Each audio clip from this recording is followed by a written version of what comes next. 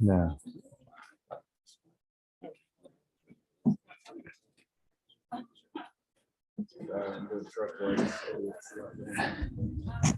I believe we're at that hour. We're running a little late. Chairman Gaines, would you mind opening us up in a, we're going to start with one this time if rather than close with it, if you will, Mr. Chairman. Thank you. Please bow your head. Dear God, thank you for the opportunity to let us be here at this Capitol this afternoon on a beautiful day. Thank you for this weather, and thank you for all you do for our world, and certainly giving us the opportunity to be here at the Capitol. In your son's name we pray, amen. I've been asked to go a little bit out of order, and so we're gonna do that. And I would just, we have a lot of bills on the agenda today. All of these have been vetted at the subcommittee level. So if we could keep the maybe the explanation, as concise as possible without leaving anything off. But House Bill 1330 with Dean Smyrie. You have a funeral to be at, Dean Smyrie. So either that you're comfortable with. I'll just turn on whichever. Okay. Well, first of all, Mr. Chairman, thank you for this opportunity to come and allow me to go. I have to get to Columbus. Kind of like another mother of mine had passed away, and I'm trying to get down to pay my respects. But 1333, of course, is the Theater and Music Job Act. And over the years, I have introduced a bill to deal with the Performance Arts Center and the industry dealing with musicals. And this is an opportunity to add jobs to our economy and at the same time give a tax credit to the music industry as well. The music industry is one of our major economic development tools, and as well as our performing arts centers. And I want to thank, I don't see Chairman Williamson, but I want to thank him for the opportunity to come as well. And that's the Rules Committee Chairman calling. I have to call him back. You might need to take that. I'll tell him where I was. But I want to thank him. I don't see Chairman Williamson, but I want to thank him for his subcommittee and for vetting the bill. And then thank you, because the original bill, and now we have a committee substitute, and through your efforts, the substitute now has two different changes from the original bill. And one deal with Chairman Carpenter dealing with the residual payments and the royalty issues, which was just vetted and discussed very lengthily there in the committee. And I learned a lot from that discussion as well. And the other one is the transferability. Other than that, the bill remains the same, and I appreciate consideration of the committee.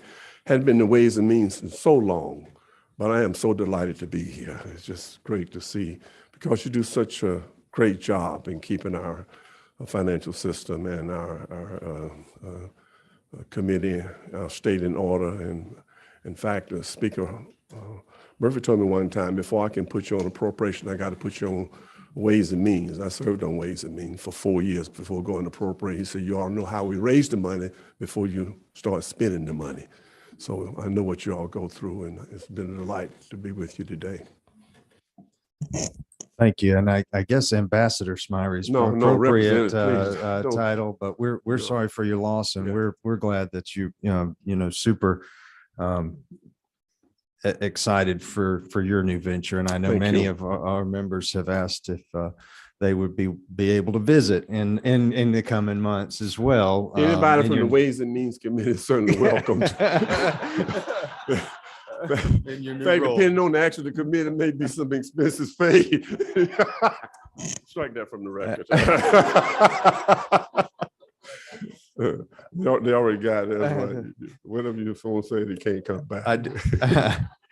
I do want to clarify that the removal of transferability and the addition of the royalties. So That is correct statement. are there any questions? Seeing none, what's the will of the committee? We have a motion and a second. Any further discussion? Hearing none, all those in favor, please signify by stating aye. Any opposed? Bill passes. Thank you. Thank you. very Thank y'all much. very much. Have a great day. All right, so let's see. HB 1291 is moving in the opposite direction, but Mr. Vice Chairman, you ready? You'd like to explain your bill? You are 21. 21, yes, sir. Sir. Okay, this bill is actually an extension. This has been going on for a while. It's known as a high-tech exemption bill. There are a number of companies in our state that use this exemption. I actually got one homegrown down in my area of the state. In this bill, it would keep the threshold at 15 million is where it's been. And we've redefined the definition that it would be hardware only, no software. So that would take that out of the equation. It would just be the hardware. It wouldn't have tablets or phones or anything like that be used in the exemption. And it'll also, up to that 15 million, there would be a 10% tax. 10% of that would be paid, tax would be paid. So that would be local and state. And then when they spend 15 million or more, that's when the exemption would come in. So good bill, supported by both chambers, Metro, Georgia Chamber, Georgia Manufacturers. And we did have some good discussion on this in subcommittee, and I certainly would appreciate your approval. Glad to answer any questions. Any questions of the author? Seeing none, what's the will of the committee? I have a motion and a second. Is there any further discussion? Hearing none, all those in favor, please signify by stating aye. Any opposed? One no. All right, bill passes. Thank you very much. On to 1053. Chairman Stevens.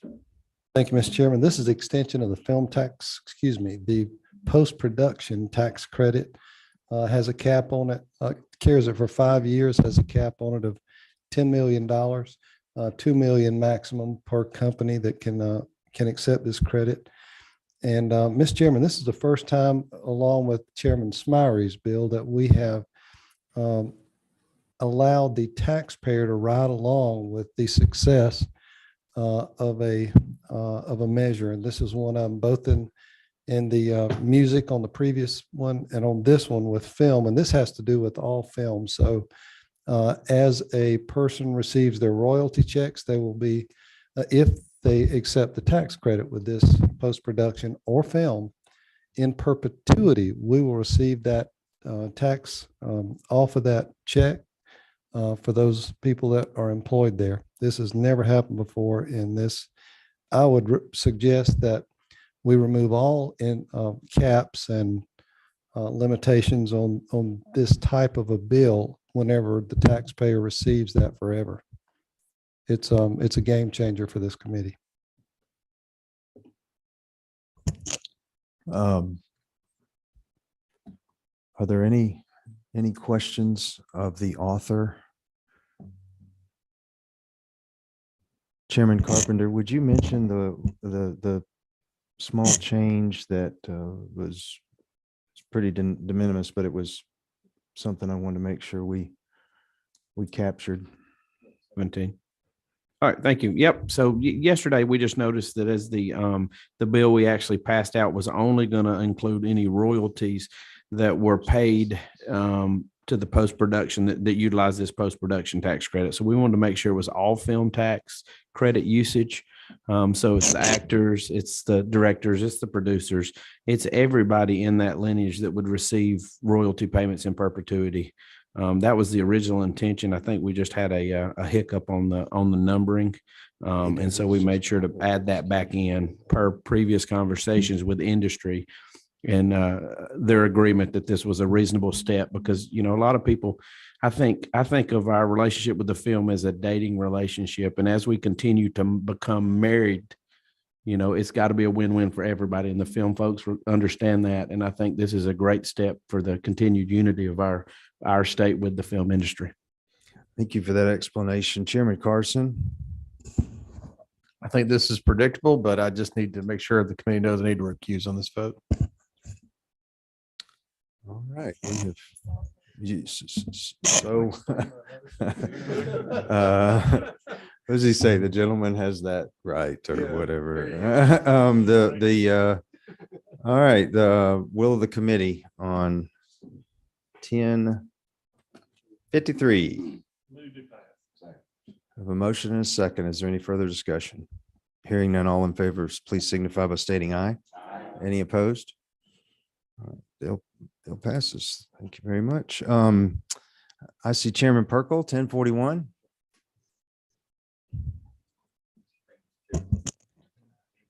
Well, I didn't have to follow, no offense to Chairman Stevens, that I didn't have to follow Dean Smyrie or Representative Val Williams. Those are hard to follow. I don't have any speaker stories, but I do have a great story here. The Rural Hospital Tax Credit, HB 1041, LC 432379S. It merely moves from 60 to 75 million for the aggregate amount of the tax credit per year.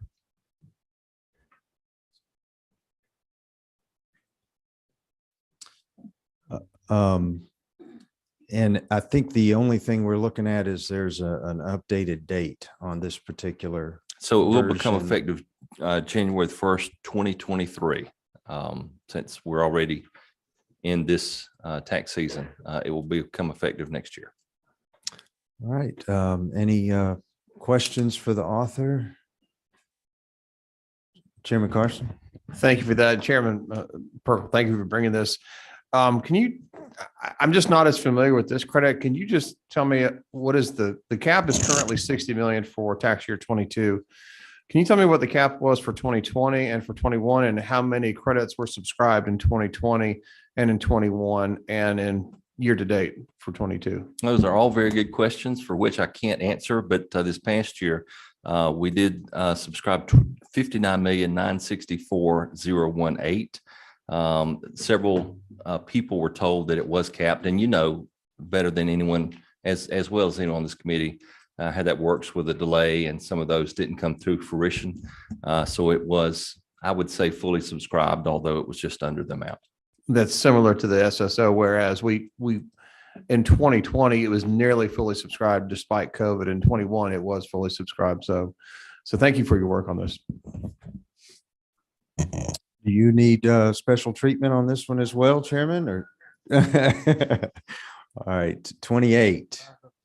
Thank you, Mr. Chairman. At the proper time, I just want to say that is it not true that this is a great bill, especially for our rural hospitals? And we represent them, and I think this is a great bill. I appreciate it from the author. It's one of the things that we have done that absolutely has saved, for sure, some rural hospitals. I know that for a fact. All right, 16. The kind of a procedural question. I thought I saw this combined with some other bills, but is it going to travel alone? Because it is a great bill and it needs to stand on its own. It is in the form that you see before you. Yes, ma'am. Thank you. All right. I believe I recognize Representative Williams for his motion at this time. I have a motion. Is there a second? A motion is second. Any further discussion? Hearing none, all those in favor, please signify by stating aye. Any opposed? Thank you. Passes. Thank you. And to speak to your question, Representative Buckner, we have House Bill 424 that is, I call him Chairman Williamson. He's one of our subcommittee chairs, and Secretary Williamson, who has graciously agreed to take one of the bills that we had with his name on it and incorporate the foster care credit that was explained the other day by the author, Senator Cowsert. So Chairman Williamson. Thank you, Mr. Chairman, members of the committee. I bring before you House Bill 424. It's LC 432376S by committee substitute. And as the chairman mentioned, This actually originated as a Senate bill. My senator, Senator Bill Calcert from Athens, Georgia, brought a great idea through, got a great idea through the Senate, and just following our protocols of bills of this type are constitutionally required to be originated in the House. He was in full agreement that we'd find a suitable House bill and place it on it. And I had the worked out well that I can, as he being my senator, that I can carry this on behalf of the aging out foster children of the state of Georgia. And real simply, it's a tax credit program for contributions to foster care support organizations, entitled the Aging Out Program, the Technical College System of Georgia. It's limited. The contribution limits are $2,500 per individual, or $5,000 for married couples or other business entities. There is a limitation on C corporations. They cannot gift more than, it's limited to $5,000 to them as well, but they can't gift more than 10% of their taxable income. It does have a $20 million cap. It's intended to help those kids that are aging out of our foster children's system that desperately need help. And this representative is in full support of that measure. And there seemed to be an enormous amount of sympathy for this measure to move forward. That's why we put it on this bill. So happy to answer any questions or ask for the committee's favorable consideration. I see no questions. Will of the committee? I have a motion to pass and a second. Is there any further discussion? Hearing none, all those in favor, please signify by stating aye. Any opposed? Bill passes. And last but certainly not least, Representative, come on up.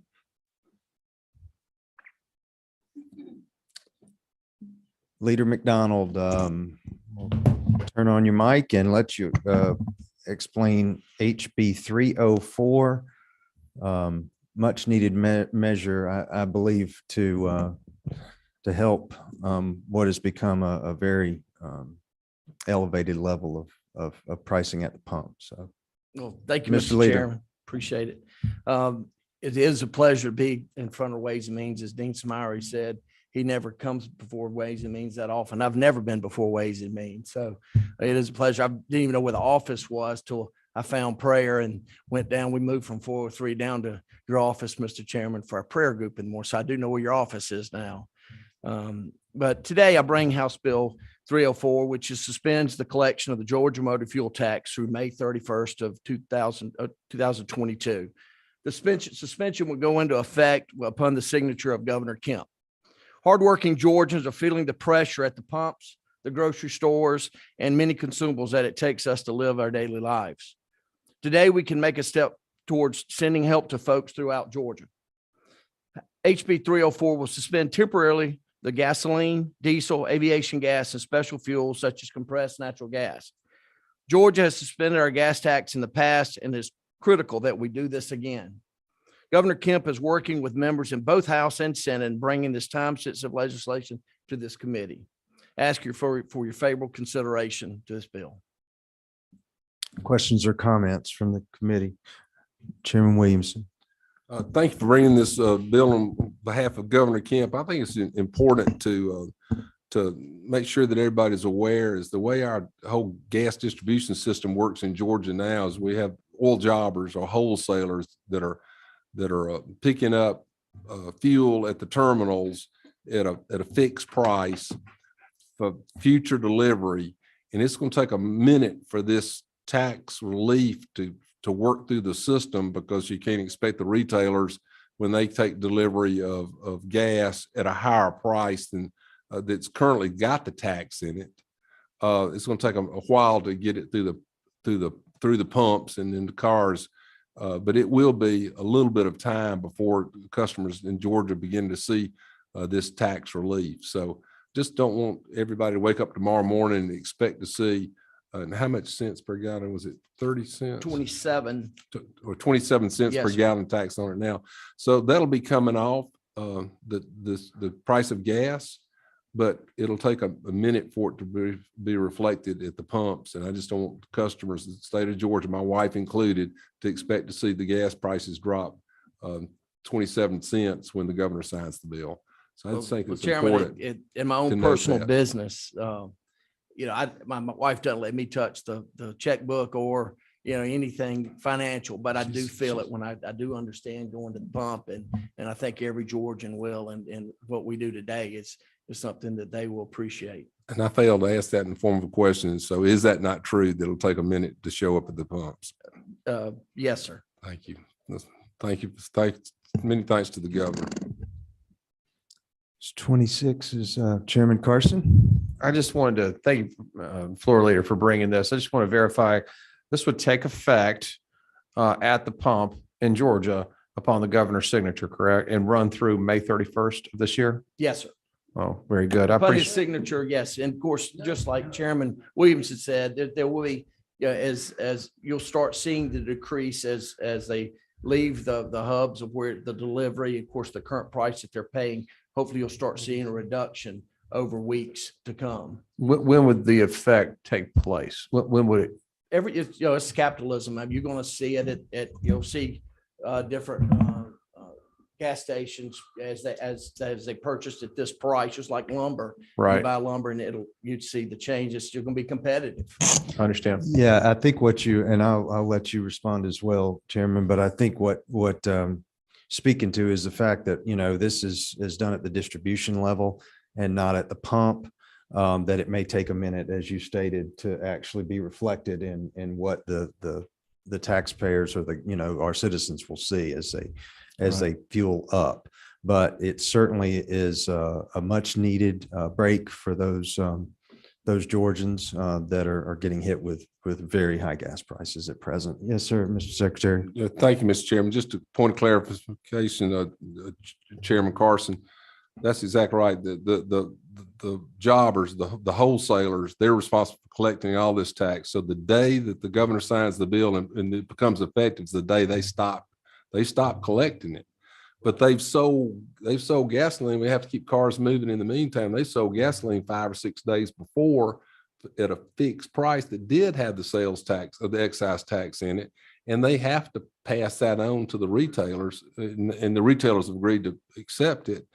So it'll take just a minute, days, not weeks, but it will not be immediately the day that the bill goes into effect. And I think that's very important that get out to the consumers of the state of Georgia. Thank you for that. You had a follow-up question? To that point, we just don't want consumers to look forward to a price decrease, but we don't want them to expect a 29% price decrease overnight is what we're looking at. 27. So gentlemen, I'd be happy to make a motion at the appropriate time. You can make that motion. I'd like to thank the leader, floor leader, for bringing this, and I'd like to move to pass, Mr. Chairman. I have a motion and a second. Is there any further discussion? Hearing none. All those in favor, please signify by stating aye. Any opposed? None. Great bill. Thank you very much. We stand adjourned. Thank you, Committee.